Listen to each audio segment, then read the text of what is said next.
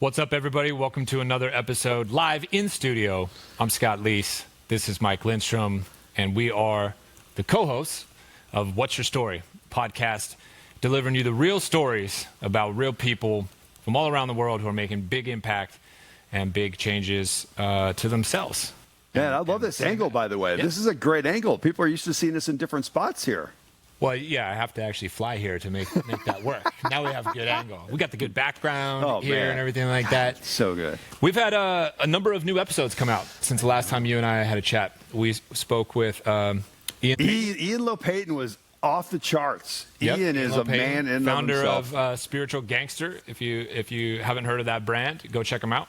Then we talked to Nick Capozzi, who came from cruise ship sales and got into tech, and now is deep involved in the biohacking kind of new science world. Peptides. Yeah, peptides. And then the third episode that came out in this batch was Scott Passmore, who's a local TV anchor. 35 plus years on television. Can you imagine waking up every morning at 3 a.m. or something like that? A suit and a tie. Suited out at 4 a.m. every day. Hair, perfect. He's got great hair, by the way. Bald guys notice that. Makeup, and 35 years he's been doing that. It's just pretty incredible stories, right? Yeah. What is something that really stood out from the episode with Ian to you? Man, I got to tell you, I mean, Ian's...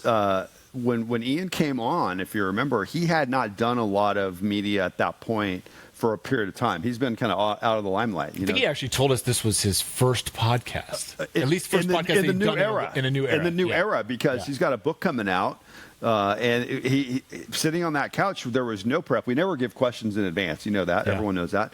And we started off that question, what's your story? And oh my gosh, he just opened up and started telling not just, hey, I'm from Detroit. I went to college. I went to law school. I built Spiritual Gangster, all that stuff. But he started getting into some pretty deep stuff. So, I mean, my biggest takeaways was his take on certain aspects of life. Like, what's the word surrender to you? Mm-hmm. Boom. That means you play with the winning team. Get off the losing team, play with the winning team. You talked about if you're in pain and suffering, you're attracting pain and suffering. Just as little takes that it was just came out of nowhere. Yeah, and I remember him talking about the vibration and the frequencies that you're vibrating on, and you got to elevate your level and your frequency to bring the right things into your life. And I just remember sitting there being like captivated, like, whoa, this is like heavy. And you know, Dave Scatcherd, our first guest, talked about that. Remember, he used the table. He goes, if you're down here, no one's going to see you. No one's going to feel you below that table. You got to get above the table, right? That's your frequency. I mean, common theme with people who have experienced tremendous success, a lot of difficult lows and challenges and struggles, and now are at the intersection of like, where's the balance? How do I find joy and happiness in both, right? Yeah, I'm excited for Ian with his book coming out, and the social media it speaks for itself. A number of views, hits, shares, people promoting different episodes. Ian's material really resonated with people for sure. They get a kick out of him. And I had a lot of good feedback about the episode after that, which was Nick Capozzi, guy from Montreal, Canada, Italian guy, big, loud kind of personality. Showed up here dressed to the nines, not really, in shorts and flip-flops. Didn't really know what he was entering into or whatever. But, then he started talking about how he spent like a decade living out of a suitcase. On cruise ships. On ships, not on land. I've seen these documentaries about how people live on cruise ships. I couldn't do it. I definitely couldn't do it. He's a big guy. Yeah. He's not like, a small person that's going to sleep in these little bunks. This guy's doing it for 10 plus years. Yeah. And working the whole time. You're talking about selling art. He was talking about selling watches. Liquor. Yeah. Big brands and high ticket price items as well. And he would say that in the cast that a lot of these products he did not know about.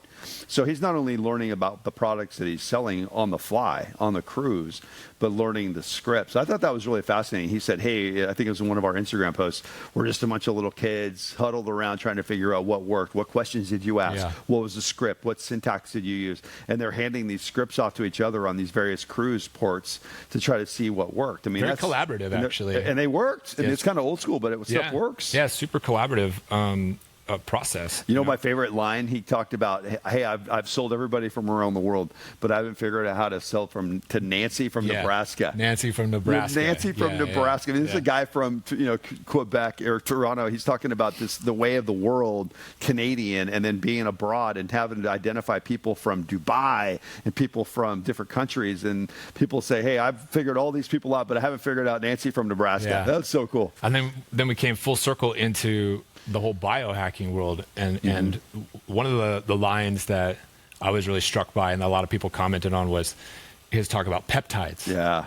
And how, the peptide that everybody knows about is insulin. Insulin, yeah, of course. But there's all these other peptides that the general public doesn't know about yet. And his opinion, not as a scientist or anything like that, but his opinion is that peptides are going to kind of change the game. And he akined it to cannabis industry, which of course we had Susan on in our second episode talking about the struggles of building a legitimate business in cannabis, even in the medicinal category.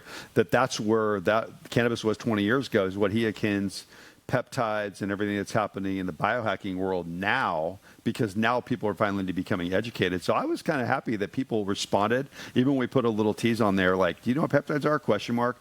Boom, people started sharing that stuff on social because a lot of people don't know. Yeah, a lot of people don't, but it's starting to bubble up just a little bit and get into that. It's going to be, if there's a voice that's going to do it, it's a guy like Nick, though. Yeah, he's got a big, powerful, charismatic kind of voice. And then, the last guest that we had on before this episode was Scott Passmore. Scott, oh my God. He's been on TV since the late 80s, early 90s, 35 by the way, plus years. Doesn't he look super young, right? Yes. Everyone knows you can age him backwards and figure out how old he is. He jokes about, oh, man, you're aging me. Or some of these younger guests come in. We've had guests come in where Scott was their mentor in television world. So he jokes about, oh, my gosh, I've been around forever. But let's not lie. The guy's been on live television for 35 plus years. He's been a mainstay not only in the Phoenix market, but if you look at how many, I don't know, but if you look at how many anchors have been in one spot in one city for 3 decades in the United States, I would love to know that number, because Scott's got to be in that probably top about 1%. as many as quarterbacks have run through Cleveland Browns or the New York Jets. It's probably like a similar kind of number. Right. But the stories that he shared about what's like to be on television, having to grow up in a world where it's old school scripts, reading from how he tape, now it's AI and social media, and seeing that evolution and how he's evolved itself, but also hear about his passions, flying planes and going. Yeah, that to was the an unexpected treat for me. I had no idea that he was a pilot, and he was like, "Oh yeah, I just zip over to the airstrip and pop on up there and fly around." Goes to the Ozarks. He's got a place in the Ozarks. He's got a big boat. He never talked about, by the way, big beautiful boat. So he's just remember he talked about racing too, cars. Yeah. I mean, so the guy's a daredevil. Look, the guy was on a bull. Right, Candy Crush was the name of the bull, by the way. Scott, I remember that, Candy Crush. I'll never forget that. Who knocked him off a bull, and he tore his bicep on live television. He's been on F-16 jets. So if you haven't watched it, make sure you tune that in. That's a great episode. Yeah. It's a good episode. We got some good episodes coming up as well. We got Billy Cundiff. Oh my gosh! And right around Thanksgiving, and Cowboys. Cowboys always play on Thanksgiving. Old Cowboys kicker. Yep. And we've got Mike Simmons coming up. The king of the dry erase board. This guy's a whiteboard fiend. I don't know if I know, in all of my 25 years of coaching and training, people that ride on dry erase boards as much as that guy. I don't think I've ever met anybody. He takes dry erase boards with him to conferences and events. He does really? Live sessions like on the floor. I swear, I just was in Tennessee with him a couple months ago, and he brings his own. He brought his own. I didn't know that. I figured he's calling ahead saying, hey, do you have a dry erase board for me at the hotel? He's not taking any chances. Really? He's bringing it himself. Yeah. Oh, my gosh. CEO of Catalyst Axe. That's Mike Simmons' episode. And then we've got Patrick Antrim, whose facility and his business here at Nectar Flow is where we host this podcast. He's gracious enough to let us use the studio and the space. Former New York Yankees baseball player. CEO of Nectar Flow. I guess we definitely got to brag on Patrick for a minute. So Patrick and Carrie, his wife, this is where we're at. Part of this facility that we're in is half studio, half corporate office. And if we were able to turn the camera angles over a little bit, you see all these logos on the wall. In the AI world, I don't know how many is there, 3 dozen different companies that Nectar Flow is partnering with to take the next revolution of what AI is in every single aspect, whether it's recruiting, training, creating AI agents within organizations. And there's a lot of stuff I can't say because he tells me stuff in confidence, but he's working with professors at ASU. He said he had a half dozen professors around the United States visiting this lab to talk about the future of AI and what's happening. So we were lucky enough to have Patrick on as one of our first guests. So that's coming up in December as well. And there's more to come from Patrick on that. And those episodes take us right into the holidays or right before the holidays, I think. Yeah. So we've got a lot of good stuff dropping over the course of the next couple weeks. Speaking of the holidays, you going anywhere? Traveling anywhere for the holidays? Does everybody come to the Lindstrom clan? Yeah, here? We're staying put. We are staying put this holiday. We used to, back in the day, when Monica and I were, early on in our relationship and the kids, we would kind of rotate. Like one year we'd do Thanksgiving maybe in NorCal where my family is. Then maybe the next year was Christmas. And now with my family up in California, even the nieces and nephews are having kids. Some of them are having babies now. They live in a lot of different places. So it's really hard for my mom and my dad who hosted in California to get together. So what we decided to do as a family is next year, 2026, we're going to have a family reunion up in California. So we kind of, my mom and dad kind of gave everybody out and said, hey, we know people have babies and people are traveling, Mike and Monica and people are in different states. So we totally understand.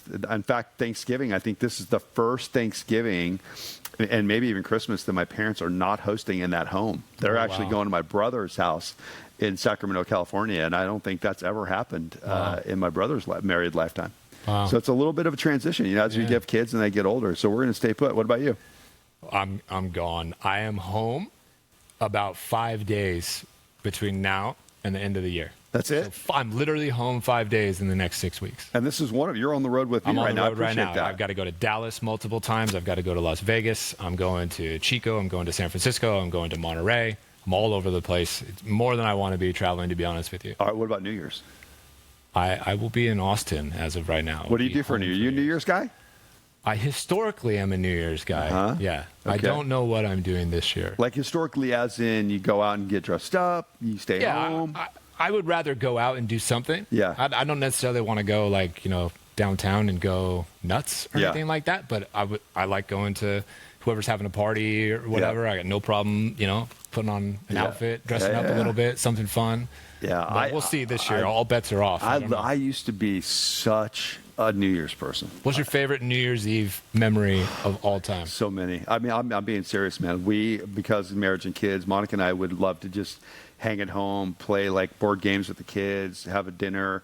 There's times I used to laugh at people that go to bed before midnight. I think last year I was pretty close. Couldn't make it? I know I couldn't make it. It's just different now, man. Yeah. I got a good 4 or 5 hour night with my kids. They're teenagers.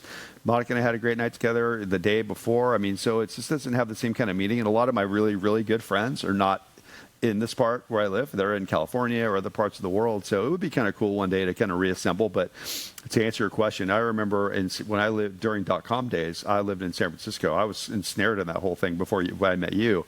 We did Harry Dent Starlight Room in San Francisco, black tie, top of the San Francisco, right there in the square, champagne's popping. I mean, we just had a blast that night, and such a cool night. I mean, this is all before kids, of course. All my best friends, half of those guys were in my wedding. Super memorable night. But it always meant something to me. I was always kind of that wimpy guy that actually got emotional. Seriously, like at the click of midnight, because I'm like, holy moly, I'm with these great friends. Blessed to be healthy at the time, hopefully still am. And then to me, it's like New Year, right? And I'm a big goal planner. You know that. I'm big on life planning and doing retreats in December. So when January 1 hits, man, it's go time. It's time to get those goals going. And it always had a lot of emotional impact for me. And anymore, I hate to say it, it doesn't have the same emotional impact. It means something to me, but it's not the same big ceremony, the big countdown and the popping the champagne and all that stuff. I've gotten more and more into planning and goal setting and sort of having like a theme for a particular year or even like keywords for a particular year that I want to focus on. And, this year I think because I'm going to be on the road so much, I think I'm going to have to find some quiet moments to myself with my thoughts so I'll be able to plan in advance because I don't want to sacrifice, that exercise. Right. And just are you going to have any of that time during this time, this 5 days you're home to actually have a day to yourself or like a weekend, I do love retreats. I love retreats. in December before the new year hits. Yeah. Get your goals, and then do you have any time to break away? I don't think so. So I think, as lame as this sounds, like I think my time will be on the airplane to do that. Yeah. I think I put my headphones on and I give off a vibe of like, don't talk to me. Yeah. I'm not really here. And I'll just like get my laptop out and just like crank on ideas and my plan and my mission and everything like that. Yeah, that's an important Got to make thing. do That's an important thing. One thing I'll highlight too, I always do that. I call it the 3 steps. You reflect first, look backwards. What did you accomplish and what were the highlights for the year? And then the second thing I do is what I call the State of the Union, the present. Mm-hmm. And that's usually like a 2-page journal entry, and it's more of a feeling. It's a journal prompt. And I say, how do I feel about things right now as I'm writing, whatever it is, December 15th, December 18th, going into the next year? And I write feelings questions. I might feel anxious. I might feel excited. I might feel overwhelmed. I might feel happy, gratitude. So whatever I feel, that's kind of like the State of the Union. And it's not always positive, by the way. I've had times where I've lost people that year. I had grief. I know when my sister passed away that year, I was not looking forward to that retreat because I knew I was going to have to go back in my calendar and see it when she was sick, when she passed away, to remind myself in the reflection phase. So there's a lot of things that were happening there. Holidays, when you grieve, it's your first holiday. It's your first Thanksgiving, Christmas away from somebody you love. All get stirred up. They all get stirred up, right? Mm-hmm. So, but it's always good to do it, even though it's painful. And then you finally get to the third step that I know you and I are always excited to, which is the future, right? Yeah. Let's jump to the goals. Let's get to the action. Yeah. GSD, right? Get stuff done. But I think it's important that people note that you got to do that reflection and you got to do that State of the Union before you get to the future, because it's easy to just jump to the future. Yeah. Well, we've got you covered for the next few weeks. We hope you've enjoyed the episodes that we put out. We know you'll enjoy the episodes that are coming. And as we release things into early 2026, we've got some really special guests coming, and I think you're going to enjoy it. So thanks again for tuning in. I'm Scott Leese. This is Mike Lindstrom, and we are What's Your Story?